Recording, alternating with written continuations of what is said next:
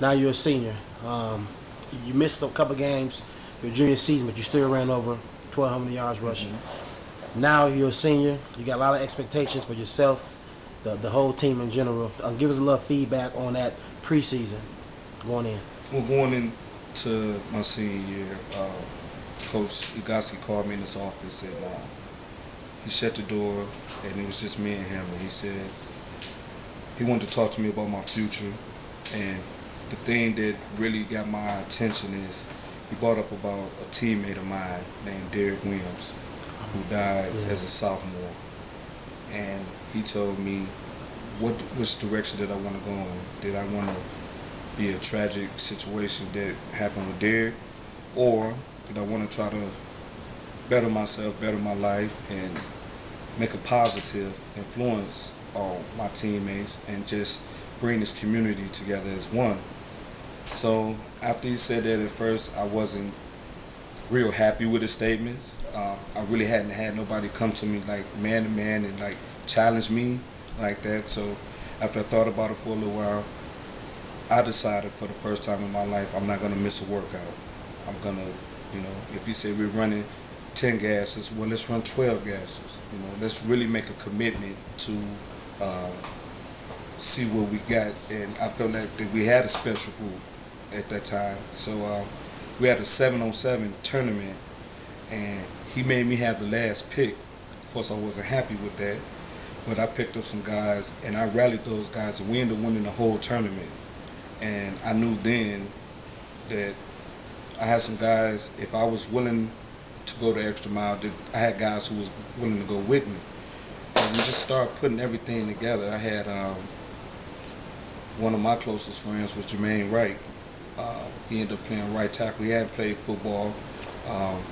Him and Sanford Span had a bond together on one side. Then you had DeWitt and Tom Lukowski, who had a bond, and Bernie was always the rock who kept everything together. So I started seeing what these guys were able to do, and I had a grown man at the time in the backfield with me, Royce Love, that it got to the point that even in practice I wasn't getting touched for 20-25 yards, and we had our quote-unquote scout team end up being some D1 players. So as we put everything together, and I'm saying that Coach E thing was to put in our mind we can play with the Lake Centrals and the Crown Point. So we got some shirts made, said we beat Lake Central. And that was the first day of 2 days. And once he installed that in us, and we started going over it over and over again, and I seen our confidence level just start growing more and more. So by the time that night that we came, I felt that it could have been anybody in the state that we were going to dominate, and we ended up giving them a nice whooping. Yeah, y'all started our season off against the LC, and y'all beat them 35-17, I think it was. Yeah, 35-17. And then y'all beat Michigan City Rogers 31-6. First time that we had beat Michigan City. That was sweet on their field. Wow. Then y'all killed Hammond, beat Hammond 28-6, beat Hammond 40-20, and beat a tough Munster team 21-6. I don't know what it was about Munster, but like I said, going back to my sophomore year to when I did score my first touchdown, Munster always played us tough.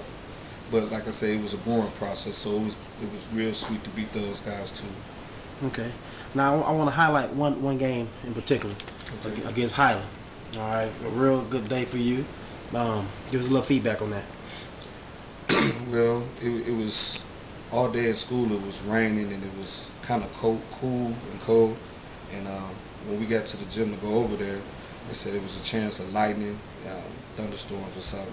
And we had this little thing we used to say, it's called Cardinals weather. The more wet it is, the more cold it is or whatever, that was better for us because we were running team. And when we got off the bus, I was just feeling the grass. I'm like, the grass, even though it rained all day, the grass was in pretty good shape. And Coach Tom Halterman came up to me and said, growing up in Nebraska in a field like this our tailback had one of the best days that he ever had in his life. He said, because you know where you're going and they don't. And I thought about that. I kept that in the back of my head. So when we got on the field, I noticed that the tape they must have had, they were keying on Royce Love. So when he would shift, they would shift. And we started running a couple of counters, and it got to raining pretty heavy. And I think the first quarter I had 5 carries for 5 touchdowns, and we went up 35 zip. And we went inside, and they called the game because of lightning. And at the halftime, Coach Richards comes up to me and says, you got 5 carries for 200 yards and 5 touchdowns. And I'm like, wow, okay, that was a pretty good game. How much?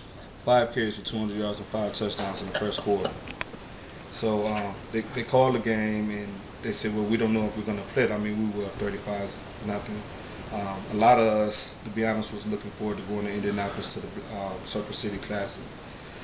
Well, Coach E gives me a call, said, we got to go finish the game. So we go back out there the next day. It's first carry that I get, I think I take like 75 yards. I end up in the second quarter with 4 carries for 3 touchdowns. And Coach E takes me out. I wasn't happy. I felt like I should have just had the chance to break the state record. Tire break, I think it was 10, and I finished with 8. I finished with 20 carries for 321 yards and 8 touchdowns in a quarter and a half. I just felt like at that particular time, since we did come back, and that was our statement game, that